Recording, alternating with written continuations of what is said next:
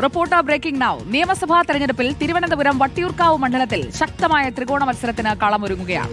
R Sreelekha BJP. സ്ഥാനാർത്ഥിയാകും. കെ മുരളീധരനെ ഇറക്കി മണ്ഡലം തിരിച്ചുപിടിക്കാനാണ് കോൺഗ്രസ് നീക്കം. V K Prashanth MLA. ഇത്തവണയും എൽ.ഡി.എഫ്. സ്ഥാനാർത്ഥിയാകും. ആർ റോഷിപാൽ നമുക്കൊപ്പം. ആർ റോഷിപാൽ, ഇപ്പോൾ നടക്കുന്ന ഈ തർക്കങ്ങളൊക്കെ 100 ദിവസങ്ങൾക്കപ്പുറം നടക്കാൻ പോകുന്ന നിയമസഭാ തെരഞ്ഞെടുപ്പിലേക്കുള്ള ഒരു തുടക്കമായി കാണേണ്ടതുണ്ടോ? എത്രത്തോളം ഒരു മത്സര ചിത്രം ഇതിനകമായിട്ടുണ്ട് വട്ടിയൂർക്കാവിൽ?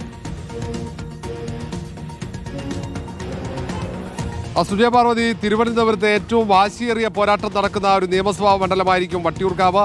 കാരണം തിരുവനന്തപുരത്ത് ത്രികോണ മത്സരം നടക്കുന്ന മണ്ഡലങ്ങളിൽ ബി.ജെ.പിക്ക് ഏറ്റവും കൂടുതൽ പ്രതീക്ഷയുള്ള മണ്ഡലം കൂടിയാണ് വട്ടിയൂർക്കാവ്. അതുകൊണ്ട് വട്ടിയൂർക്കാവിൽ മുൻ DGP കൂടിയായ ശ്രീലേഖ, വട്ടിയൂർക്കാവ് ഉൾപ്പെടുന്ന ശാസ്തമംഗലം ഡിവിഷനിലെ കൗൺസിലറായ ശ്രീലേഖയെ തന്നെ കളത്തിലിറക്കാനുള്ള നീക്കമാണ്. അതേസമയം തന്നെ കെ മുരളീധരൻ, മുൻ MLA, KPCCയുടെ മുൻ അധ്യക്ഷൻ, വട്ടിയൂർക്കാവിൽ തന്നെ താമസിക്കുന്ന മുരളീധരൻ ഏറെക്കാലമായി വട്ടിയൂർക്കാവിൽ സജീവമാണ്. വട്ടിയൂർക്കാവ് മുരളീധരനിലൂടെ പിടിച്ചെടുക്കാൻ കഴിയുമെന്ന് കോൺഗ്രസും കണക്കുകൂട്ടുന്നു. Sitting MLA V K Prashanth തന്നെയായിരിക്കും LDF സ്ഥാനാർത്ഥിയായി വരാൻ സാധ്യത. ഏതായാലും ഇത് വാശിയേറിയ ഒരു പോരാട്ടത്തിന് കളമൊരുങ്ങുമെന്ന കാര്യത്തിൽ സംശയവുമില്ല. കാരണം വലിയ വോട്ട് വ്യത്യാസമില്ല. BJP കഴിഞ്ഞതിന് വലിയ മുന്നേറ്റമുണ്ടാക്കിയ മണ്ഡലം കൂടിയാണ് വട്ടിയൂർക്കാവ്. അതുകൊണ്ട് ഈ തവണ ഒരു തീപ്പാറുന്ന പോരാട്ടം വട്ടിയൂർക്കാവിൽ ഉറപ്പാണ്. പ്രത്യേകിച്ച് തലസ്ഥാനത്തെ കോർപ്പറേഷന്റെ ഭരണം പിടിച്ച സാഹചര്യത്തിൽ വട്ടിയൂർക്കാവ് ഉൾപ്പെടെ നിയമമടക്കം സ്വാധീനമുള്ള മേഖലകളിൽ കൂടുതൽ ശ്രദ്ധ ചെലുത്താൻ BJP ശ്രമിക്കും.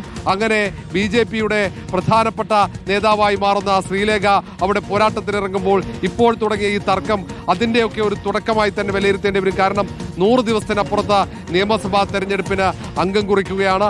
അതുകൊണ്ട് വരും ദിവസങ്ങളിൽ ഏറ്റവും ശ്രദ്ധേയമാവുക വട്ടിയൂർക്കാവിലെ രാഷ്ട്രീയമായിരിക്കും. സുജയ, ഓക്കെ, വിവരങ്ങൾ നൽകിയത് ആർ റോഷിപാലാണ്. അങ്ങനെ വട്ടിയൂർക്കാവ് മത്സര ചിത്രമായി വരികയാണ്. നിയമസഭാ തെരഞ്ഞെടുപ്പിലേക്ക് ഇനി അധിക ദൂരമില്ലതാ. പുതുവർഷം എന്ന് പറഞ്ഞു കഴിഞ്ഞാൽ തെരഞ്ഞെടുപ്പ് വർഷമാണ്.